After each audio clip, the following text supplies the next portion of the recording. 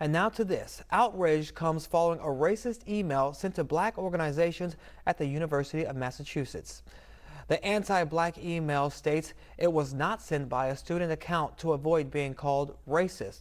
However, the email goes on to make blatant racist remarks, including sterilization to get rid of black people and other racist epithets.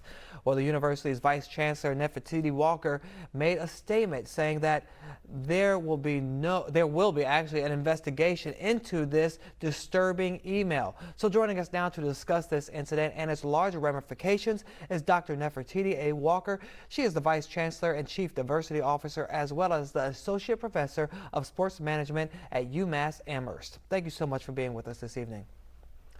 Thank you for having me. So let's start off with the obvious. Do you know who sent this email yet as part of this investigation? So no, we do not know who sent the email yet.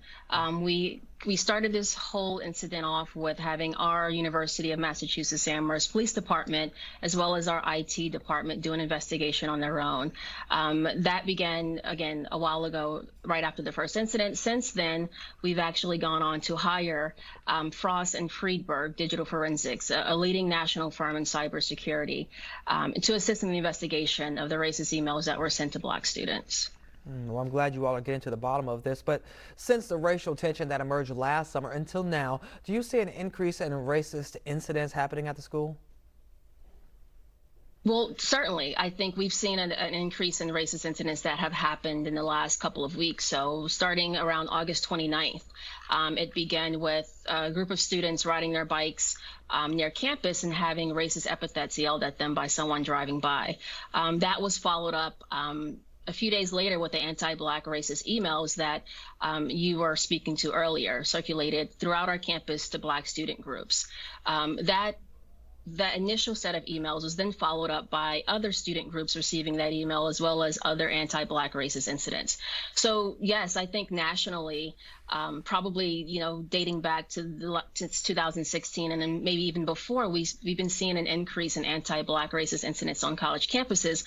But at UMass Amherst, we certainly have seen more anti-black racist incidents being reported into our office, the Office of Equity and Inclusion, since the beginning of this semester. And how have these racist incidents affected the camaraderie at the campus or diversity at the campus, their activity with each other and other organizations? Well, I think it's solemn right now. I mean, certainly our black students are feeling the pain of what has happened, right? I mean, no one wants to read the vitriol that was written in that particular email. It's gross, it's terrible, anti-black, racist type things that are written there, and no one wants to read that. It's probably one of the most violently racist things that I've read. So I think folks are feeling pain. Black students in particular are feeling pain, and I'm empathizing with that pain, and we're wrapping our arms around them. Our student affairs and campus life team is excellent, and they've done such a good job of supporting the students, everyone on their staff, again, making calls to students, pulling them in, meeting with students, creating space for dialogue with students. This has been happening since the very first incident was reported into our office. So this is something that we're just continuing. Of course, at the end of the day, we want to understand who are the people behind such a vile email that was sent, such anti-black racism. And while that investigation is happening with the experts, our job is to support the students, to create space for dialogue, for black healing, black joy. And that's what we're trying to do. Well, since the murder of George Floyd, we've seen a lot of student-led Instagram pages that have all been out there, and they started with, black at such and such, and you to fill in the blank. So how impactful do you think that these social sites have been in applying pressure on universities for racial equality and inclusion? I'm not sure my colleagues across the country would agree with me, but I think most of them would, right?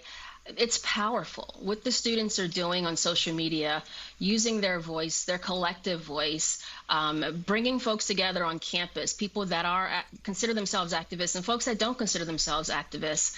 I think is absolutely powerful what our black students, because a lot of these black at insert whatever college or university social media hashtags, movements that are taking place, most of these, almost all of them are led by black students. So I'm grateful for their work, because what their work is doing is forcing institutions to see the pain, to see the Black trauma, to see their experiences on campus with anti-Black racism. And I also think it's not only forcing us to see it, but if you're not seeing it at this point, then you're intentionally hiding, right? You're somewhere living under a rock if you're an administrator, a faculty or staff member who does not understand some of the pain and some of the trauma that our Black students are dealing with anti-Black racism on college campuses. Or they could just not care, unfortunately. Or they could just not care. Exactly. Well, you know what? It can often be very difficult balancing free speech on one hand and on another hand, but a necessary decision on the other. So, you need to have these discussions, but it's hard sometimes to balance all that, especially on a college campus, while still wanting to keep a safe space for the students and faculty of color, especially, to have these conversations. So how has UMass approached this issue?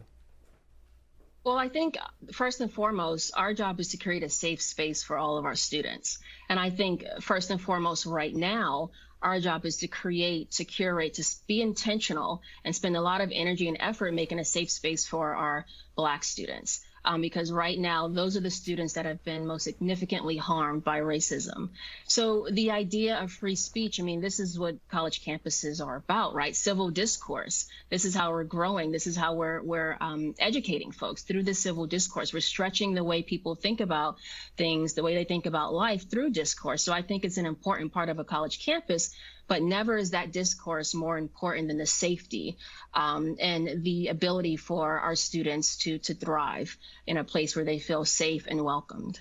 And we know it's important for those students to thrive there, but how significant is the role of higher education and challenging structural racism beyond the college? I think it's very significant. I can think back last summer, us here at UMass, like hundreds of college campuses and higher ed institutions across the country, had students reach out to administrators and say, hey, enough is enough, right? I mean, there was the largest protest that we've seen in human history last summer, right? The largest, longest protest. So our students were no different. They were also using their voices, using their collective power to push administrators to do things that perhaps we should have been prioritizing for a long time, right? They were pushing administrators to acknowledge anti-Black racism. They were pushing administrators to rethink our policies, our procedures, in ways that we hadn't before. And I think that's really important. Well, we're glad that you're on the case and you're providing that safe space for your students. I hope you get to the bottom of this letter. Thank you so much for joining us. And be sure to join the conversation at home as well. We want to hear from you. Head over to our BNC Instagram and Twitter pages and let us know how you feel. And also visit our website, bnc.tv, and subscribe to our YouTube page to check out clips from the show.